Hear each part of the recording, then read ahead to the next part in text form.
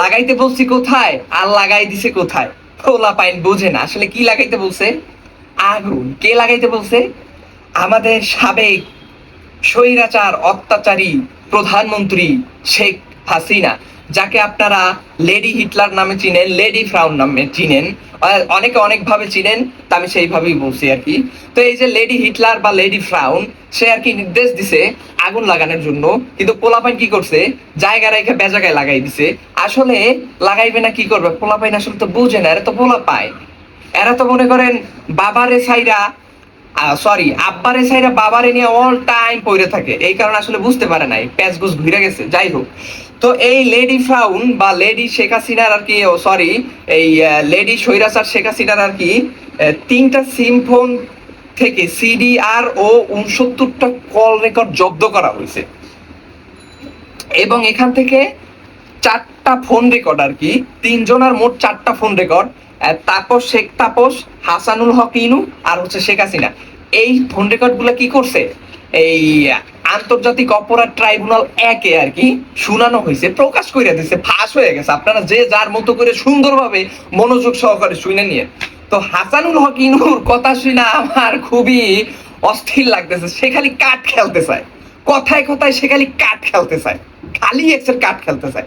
কারণ জীবনভর তো মনে করেন এই দেশের জনগণের রক্ত চুইসা, টাকা চুইসা, সম্পদ চুইসা, আপনার আমার সবাই মাথার উপরে ঋণ চাপায় দিয়ে, আর ঋণের বোঝা চাপায় দিয়ে তারা কি করছে, তারা তো মনে করেন ওই ক্যাসিনোতে গিয়ে ওই কাঠ খেলছে, খালি এক্সের মনে করেন এক্সের ট্রাম কাঠ খেলছে, ট্রাম কাঠ খেলছে। তো ওই যে কাঠ খেলার স্বভাবটা এখনো আর যায় নাই, আর মনে হয় যে ওই যে মাল খাওয়ার মানে লাল পানি খাওয়ার স্বভাবটা যায় না, অল টাইম লাল পানি আর কাঠ খেলার মধ্যে ছিল।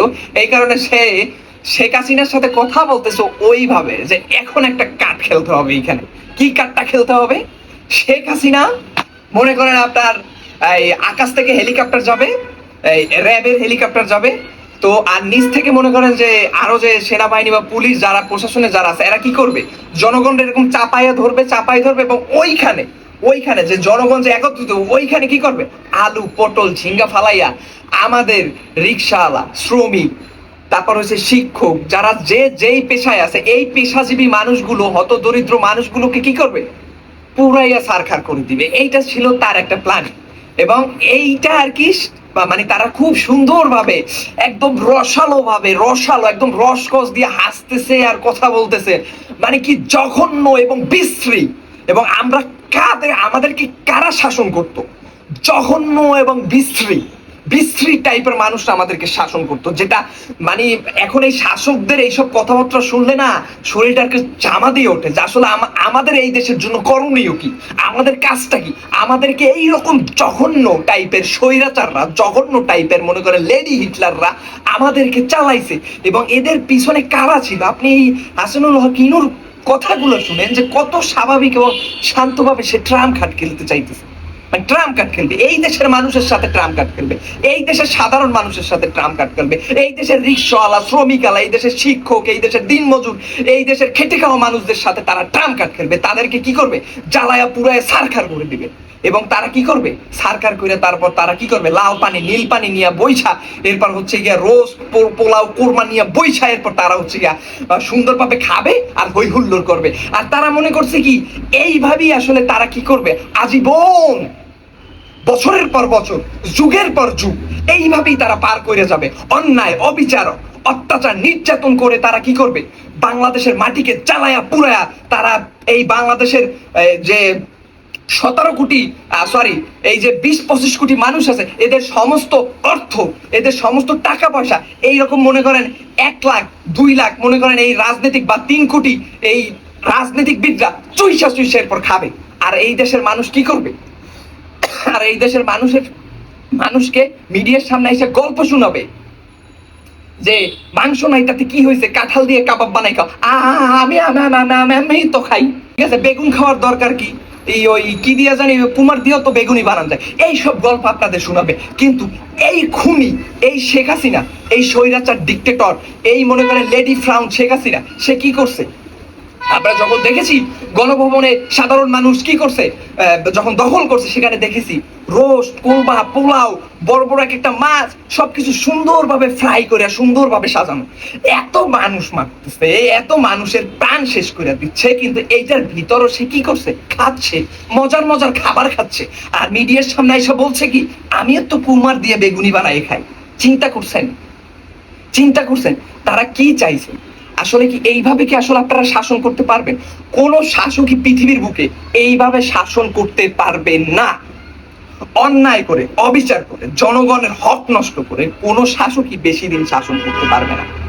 15 বছর, 20 বছর আপনার ধ্বংস হবে, হবেই হবে, এবং সেটা খুবই করুণ ভাবে ধ্বংস হবে। ইতিহাসের পাতায় আপনার নাম বিশ্বাসঘাতক হিসেবে থাকবে। আবারও যদি বাংলাদেশের বুকে মির্জাফরের পরে যদি কোনো বিশ্বাসঘাতকের নাম ওঠে, এটা হইবে এই লেডি ফ্রাউন শেখ হাসিনার নাম। ইতিহাস জানবে, ইতিহাস পড়বে, পোলাপাইন জানবে, পোলাপাইন পড়বে। সঠিক কথা বলার কারণে, ন্যায়ের পথে কথা বলার কারণে, এই হাসিনার অন্যায়ের বিরুদ্ধে কথা বলার কারণে কত যুবক তাদের জীবনকে একদম সারখার করে দিছে, শেষ করে দিছে। কত যুবককে অন্ধকারে নিয়ে তারপর একদম ধামাচাপা দিয়ে দিছে, মাটির সাথে মিশাই দিছে, অস্তিত্ব বিলীন করে দিছে। এই হাসিনা শুধু তার অন্যায় বলার কারণে এই কাজগুলো সে যুগের পর যুগ করছে, মানুষের উপর নির্যাতন, টর্চার করছে। সে এখনো মনে করছিল তারা কি সুন্দর হাইসা হাইসা হাইসা হাইসা তারপরে ফোনের ভিতর আলোচনা করতেছে।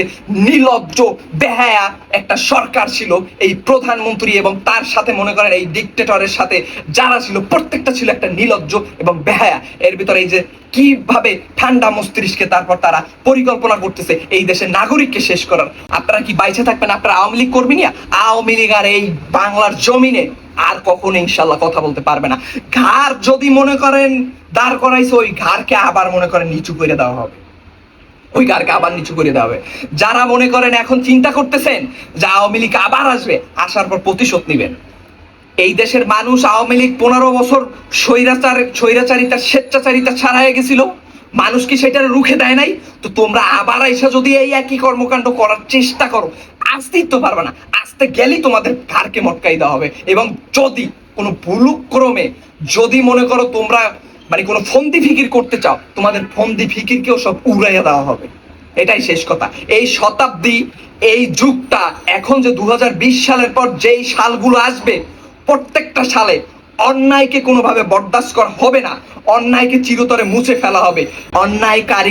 অন্যায়কে কোনোভাবেই বরদাস্ত করা হবে না, অন্যায়কারীকে আস্তে আস্তে এই পৃথিবী থেকে মুছে ফেলানো হবে।